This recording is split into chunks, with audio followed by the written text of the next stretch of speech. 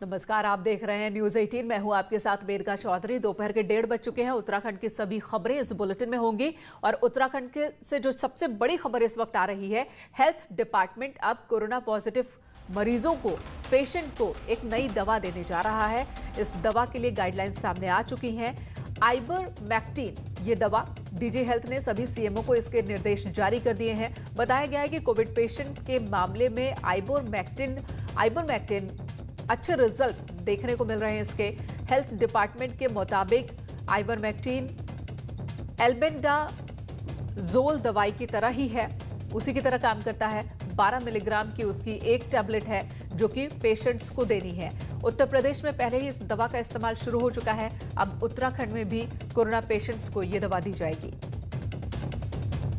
Ivermectin की dose अब Covid patient को उत्तराखंड में भी दी जाएगी। सभी सीएमओ को निर्देश दे दिए गए हैं।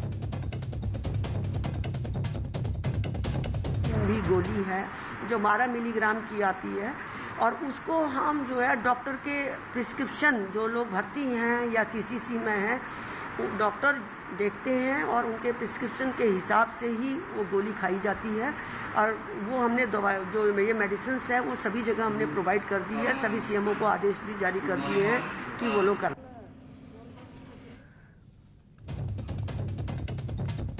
आइवरमेक्टिन ये वो दवा है जिसका इस्तेमाल कोविड पेशेंट्स के लिए किया जा रहा है। उत्तर प्रदेश में पहले से ही इस मेडिसिन के इस्तेमाल शुरू हो चुका है। इसकी शुरुआत पहले ही हो चुकी है। अब उत्तराखंड में भी कोविड पेशेंट्स को आइवरमेक्टिन दी जाएगी और इसके लिए निर्देश जारी कर दिए गए हैं। साथ ही ये दवाई भी रिलीज कर दी गई है सभी हॉस्पिटल्स के लिए। ये कहा जा रहा है कि इस दवा का रिजल्ट बेहतर है, जिसकी वजह से ही उत्तराखंड में भी अब इसका इस्तेमाल होगा। लगातार यहां पर कोरोना के मामले अब बढ़ रहे हैं। सुनील नवप्रभात हमारे सहयोगी इस वक्त हमारे साथ मौजूद हैं। सुनील, क्या वजह है कि उत्तराखंड में भी दवा में बदलाव किया गया है और अब ये दवा दी जा रही है आइवरमेक्टिन?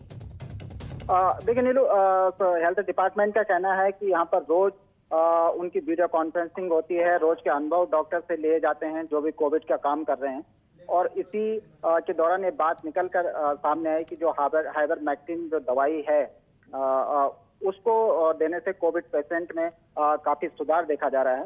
तो लिहाजा हेल्थ डिपार्टमेंट ने पूरे प्रदेश भर में सभी सीएमओ को निर्देश जारी कर दिए हैं कि वो जो कोविड-19 के लिए जो अन्य दवाइयां दी जाती हैं, उनके साथ साथ आइवरमेक्टिन की गोलियां भी कोविड पेशेंट को खाने को दें। ये 12 मिलीग्राम की एक टैबलेट होती है और अभी शुरुआती दौर में ये कहा गया है कि पहले दिन पेशेंट को ये आइवरमेक्टिन दी जाएगी, उसके बाद हफ्ते भर बाद दूसरी इसकी डोज दी जाएगी। और यदि डॉक्टर चाहेंगे तो इस डोज को हफ्ते की बजाय 3 दिन के अंतराल भी इसमें किया जा सकता है। जी सुनील, धन्यवाद इस वक्त पूरी जानकारी देने के लिए। हालांकि लोगों से हमारी अपील यही है कि ये दवा जब डॉक्टर प्रिस्क्राइब करे तभी लें। ऐसा ना हो कि दवा आप खुद से बाजार से जाकर परचेज करके लें। अगली खबर का रुख कर लेते हैं। कोरोना पॉजिटिव होने के कारण 30 अगस्त से दून मेडिकल कॉलेज में भर्ती बीजेपी के प्रदेश अध्यक्ष बंशीधर भगत आज रिलीज कर दिए गए हैं। दून हॉस्पिटल के मुताबिक बंशीधर भगत अब पूरी तरह से स्वस्थ हैं और अगले 10 दिन वो अपने घर पर ही आइसोलेशन में रहेंगे। तो कोरोना की वजह से हॉस्पिटल में एडमिट थे, लेकिन अब डिस्चार्ज हो चुके हैं, छुट्टी मिल चुकी है। 10 दिन होम आइसोलेशन में रहना होगा बीजेपी प्रदेश अध्यक्ष बंशीधर भगत को।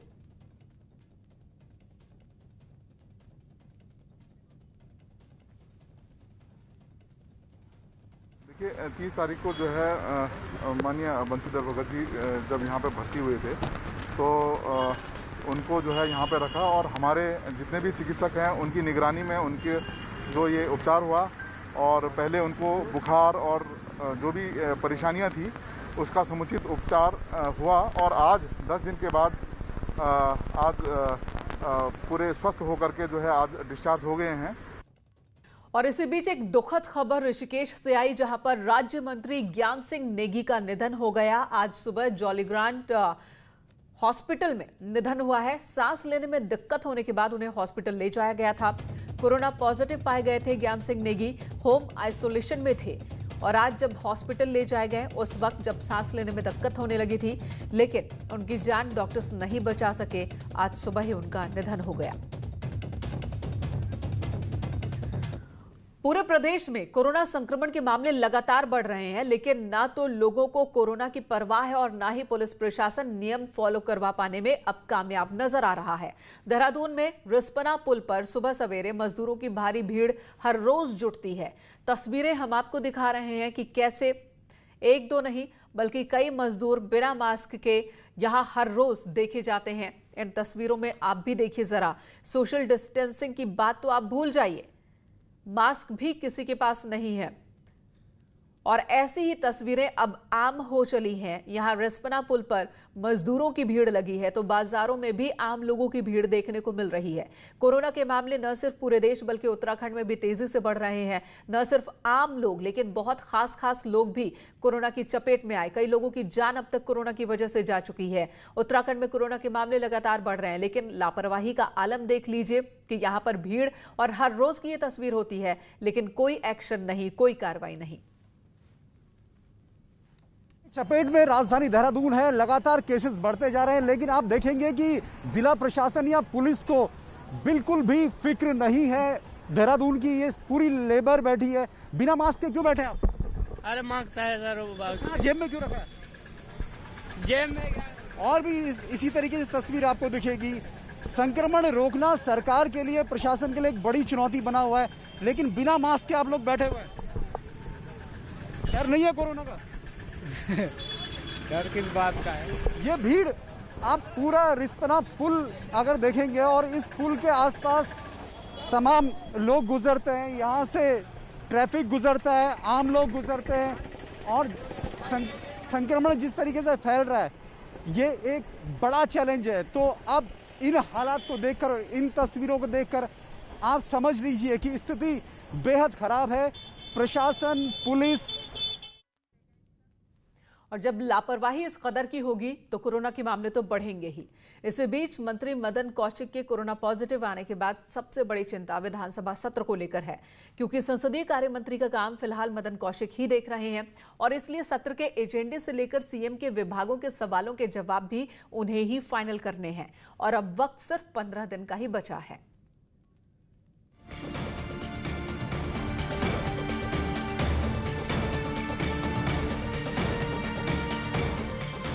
23 सितंबर से 3 दिन का विधानसभा सत्र होना है। सत्र की तैयारी करने की जिम्मेदारी मंत्री मदन कौशिक पर है, जो कोरोना पॉजिटिव आने के बाद एम्स ऋषिकेश में एडमिट हैं। ऐसे में सत्र की तैयारियों को देखते हुए दिन कम बचे हैं और काम ज्यादा है। चाहे सदन में पेश होने वाले बिल हो, विपक्ष के सवालों के जवाब हो या सत्र का एजेंडा तय करना हो, ये सब काम संसदीय कार्य मंत्री के हैं।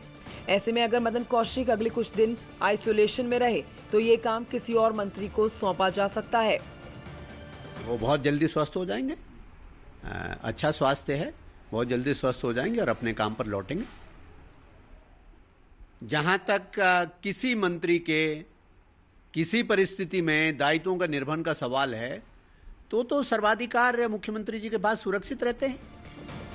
यानी सत्र की तारीख तय होने के बाद से विधानसभा से पास बिल को राज्यसभा की मंजूरी तक का काम संसदीय कार्य मंत्री का है और विधानसभा सत्र में ये सबसे अहम जिम्मेदारी है। संसदीय कार्य मंत्री मुख्यमंत्री के जो विभाग हैं उनसे संबंधित प्रश्न का उत्तर देते हैं और इसके अतिरिक्त यदि कोई घोषणा की जानी है मुख्यमंत्री की तरफ से या कोई विशेष सदन को संसूचित किया जाना तो वो कार्य भी संसदीय कार्य मंत्री द्वारा किया जाता है। मंत्री मदन कौशिक फिलहाल अस्पताल में एडमिट है। आगे का काम वो अस्पताल से डिस्चार्ज और फिट होने के बाद शुरू कर पाएंगे। ऐसे में विधानसभा सत्र से 15 दिन पहले कोरोना ने सरकार के लिए नई टेंशन खड़ी कर दी है।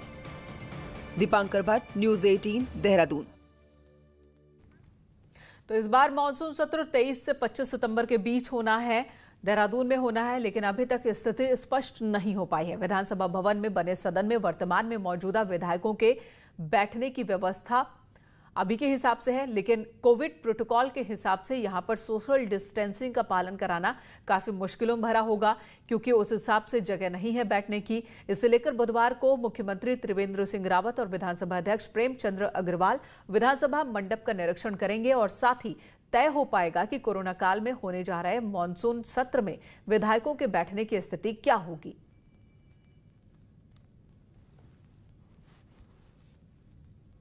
यदि वर्चुअल कोई संपर्क में आ सकता है यानी वर्चुअल जुड़ सकता है, तो वो भी हम ऑप्शन देने को विचार कर रहे हैं। और वैसे ये भी हमने विचार किया कि 65 साल से ऊपर के जितने भी हमारे माननीय विधायक हैं उनसे भी हम आग्रह करेंगे कि जिस प्रकार से गाइडलाइंस के मुताबिक है कि जो वरिष्ठ नागरिक हैं उनको थोड़ा सा बाहर निकलने में बचना चाहिए, तो उनसे भी हम आग्रह करेंगे। लेकिन इसके साथ साथ ये सारी तैयारियां हमारी चल रही हैं, बहुत तेज़ी से हम लोग इसमें विचार विमर्श कर रहे हैं, लगातार बातचीत हमारी हो रही है। और इधर देहरादून से बड़ी खबर आ रही है। विधायक महेश नेगी यौन शोषण और ब्लैकमेलिंग मामले में इस वक्त बड़ी खबर आ रही है। खबर ये है कि यौन शोषण मामले में महिला की एप्लीकेशन पर जो अधिकारी अभी तक जांच कर रही थी उन्हें हटा दिया गया है। यौन शोषण मामले में जांच इस वक्त करेगी SIS। अभी तक मामले की जांच की जिम्मेदारी SI नीमा रावत को दी गई थी। SSP ने महिला के एप्लीकेशन पर जांच ट्रांसफर कर दिया है। स्पेशल इन्वेस्टिगेशन स्क्वाड इस मामले की अब जांच करेगा।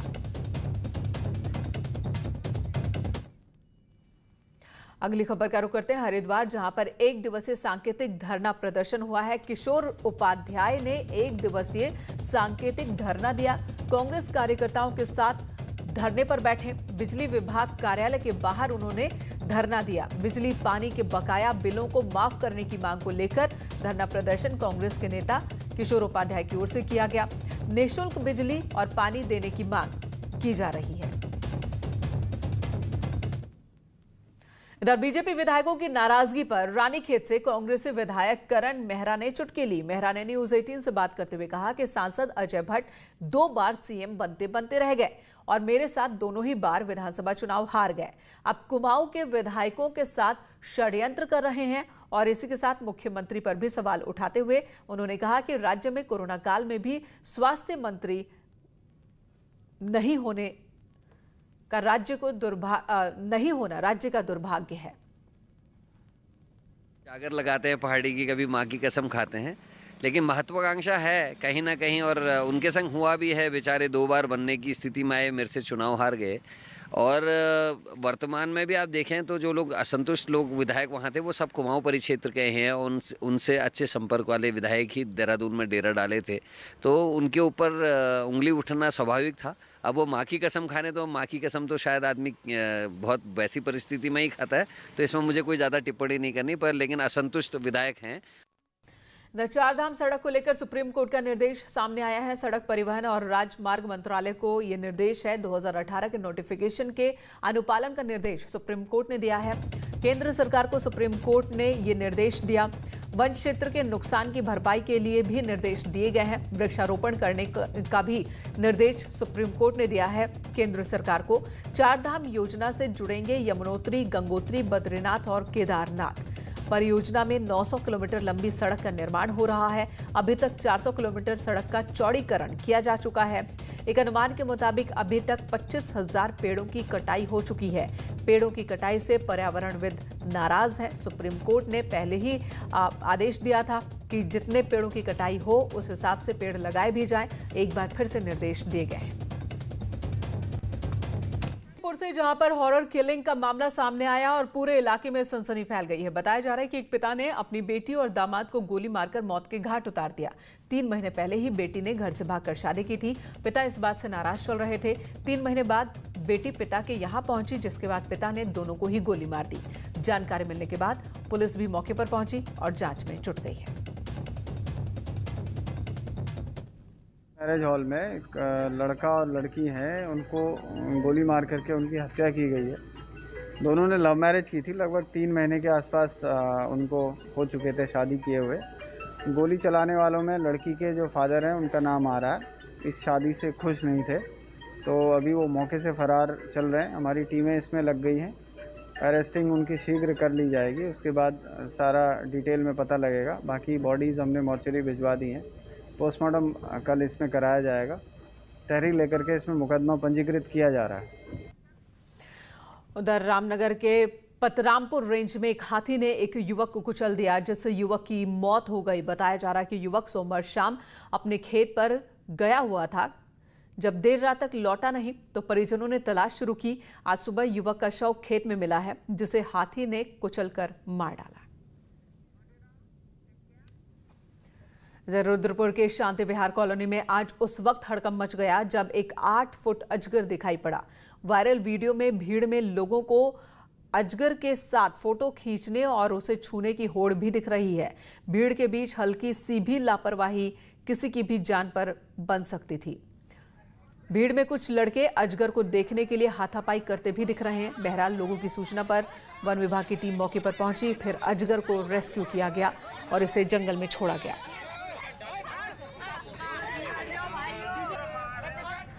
उधर चमोली से दिल दहला देने वाली एक तस्वीर सामने आई, जहां पर देखिए जरा ये रिपोर्ट। चमोली से एक दिल दहला देने वाला वीडियो सामने आया है। हमेशा शांत रहने वाला एक भालू अचानक हमलावर हो गया और एक युवक पर उसने हमला कर दिया। आप भी देखिए भालू ने किस तरह युवक को जकड़ा हुआ है। भालू लगातार युवक के चेहरे पर हमला करता दिख रहा है। आपको हम वो तस्वीर भी नहीं दिखा सकते, लेकिन भालू के हमले में युवक का चेहरा बुरी तरीके से बिगड़ गया है। हालांकि इस दौरान वहां पर कई लोग मौजूद थे जो उसे भगाने की कोशिश कर रहे थे, लेकिन मानो भालू युवक को मारने की कोशिश में लगा रहा। घायल युवक को किसी तरह लोगों ने भालू से छुड़ाया और अस्पताल पहुंचाया। अस्पताल में उसका इलाज किया जा रहा है, लेकिन युवक का चेहरा बुरी तरीके से बिगड़ गया है। इसके बाद हायर सेंटर रेफर कर दिया गया है। चमोली के कई इलाकों में भालू का आतंक लगातार देखा जा रहा है और अब तक कई लोगों की जान भी ली जा चुकी है। वहीं बताया जा रहा है कि हमला करने वाले भालू को भी गुस्साए लोगों ने भालू को भी मार डाला। तो कहीं हाथी कहीं भालू, और अब बुलेटिन में आपको दिखाते हैं एक आवारा सांड जिसकी वजह से लोग परेशान हैं। राहगीरों के लिए ये खतरा बना हुआ है। उत्तराखंड के खटीमा में सड़कों में घूम रहा आवारा सांड बाजार आ रहे राहगीर के लिए खतरा बना हुआ है। खटीमा बाजार से आए एक वायरल वीडियो में सांड सड़क पर चलते एक स्कूटी सवार पर अचानक हमलावर हो जाता है। तस्वीरों में देख सकते हैं कि कैसे बार बार सांड स्कूटी सवार पर हमला कर रहा है। वहीं कई लोग उसे डंडे से डराकर भगाने की कोशिश करते दिख रहे हैं। लोगों के डराने के बावजूद आवारा सांड लगातार स्कूटी पर हमला कर रहा है। खटीमा में आवारा सांडों की भरमार है और इस तरह की तस्वीरें पहले भी आती रही हैं। लोग आवारा सांडों से परेशान हैं। कई बार ये सांड रेडी लगाने वाले दुकानों को अपना निशाना बनाते हैं, तो कभी राह चलते राहगीरों को। वहीं इस खूनी सांड से भी लोग लगातार परेशान हैं और हमेशा इसके रास्ते में आने से बचते हैं। जब सांड ने स्कूटी सवार पर हमला किया तो वहाँ कई लोग मौजूद थे। इसे भगाने की कोशिश करते दिखे, लेकिन सांड नहीं भागा। हालांकि कुछ देर बाद सांड खुद चला जाता है, जिसके बाद लोगों ने राहत की सांस ली। नैनीताल में बारिश की वजह से भवाली इलाके में सड़क में धंसाव हो रहा है और जिसकी वजह से कैलाखान में मकानों में भी दरारें पड़ गई हैं। लोगों में डर का माहौल है। लोगों का कहना है कि विभाग सिर्फ मिट्टी भरकर दरारों को पाट रहा है, लेकिन जो काम नीचे से होना चाहिए उस पर ध्यान किसी का नहीं है। ये हर साल ही धंसती है बरसातों में, और इसमें पिडोल्डी वाले केवल डामर करके छोड़ देते हैं, फिर बरसातों में फिर वही है। मैं इसमें ये चाहता हूँ कि भविष्य में कोई नीचे से ट्रीटमेंट हो जाए अच्छा, तब ये भविष्य में टिकेगी। नहीं तो हमारी बिल्डिंग और ये भवाली रोड को ये आने वाले टाइम में बहुत खतरा है। और चंपावत जिले में कोरोना पॉजिटिव केसेस की संख्या 400 पार कर चुकी है। जिले में मैदानी क्षेत्र टनकपुर बनबसा में कोरोना के 150 मामले सामने आए, जिसके बाद प्रशासन ने एसडीएम दयानंद सरस्वती के अलावा पार्टी के एसडीएम हिमांशु को भी 1 महीने के लिए टनकपुर में तैनात कर दिया है। आपको बता दें, अकेले टनकपुर बनबसा में कोरोना पॉजिटिव केस बढ़ रहे हैं लगातार, जिसकी वजह से क्षेत्र में कंटेनमेंट जोन की संख्या बढ़ गई है। व्यापारियों में विरोध भी हो रहा है। जिला प्रशासन ने फिलहाल 1 महीने के लिए 2 एसडीएम यहां पर नियुक्त किए हैं।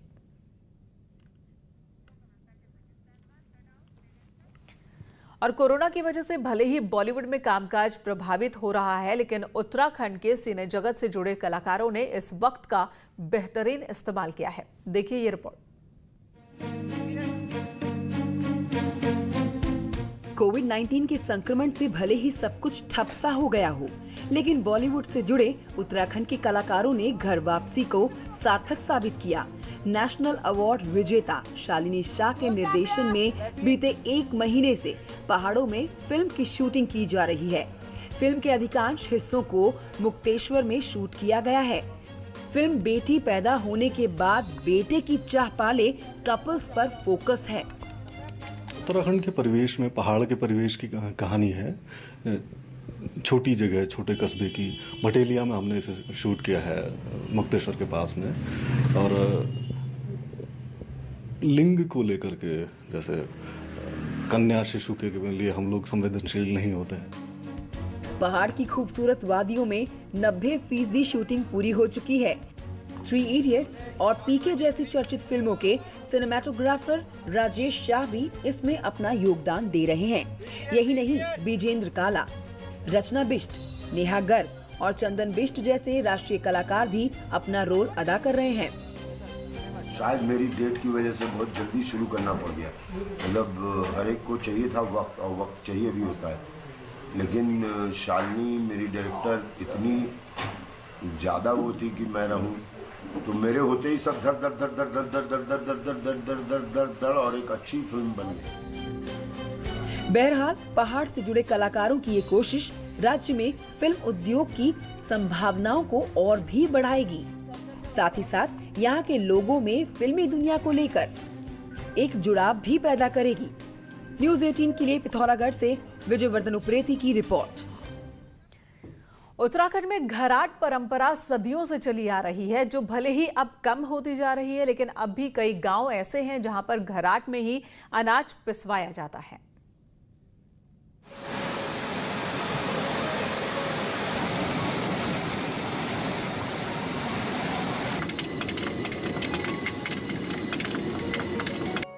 घराट उत्तराखंड की ऐसी विरासत है जो अब सिर्फ लोगों की यादों में ही रह गई है।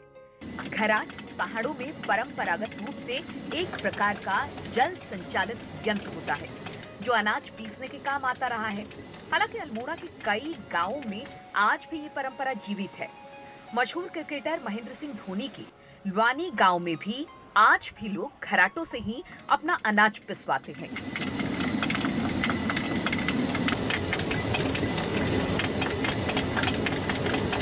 लुआनी समेत अब भी कई ऐसे गांव हैं जहां लोग अब भी घराट का ही प्रयोग कर रहे हैं। यहाँ के लोगों ने तो आटा चक्की भी नहीं देखी है।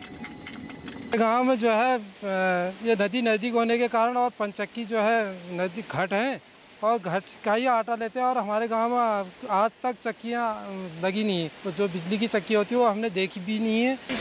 नहीं, हमारे घर में गांव में घट ही है, हम घट का ही आटा खाते हैं। चक्की नहीं देखी हमने।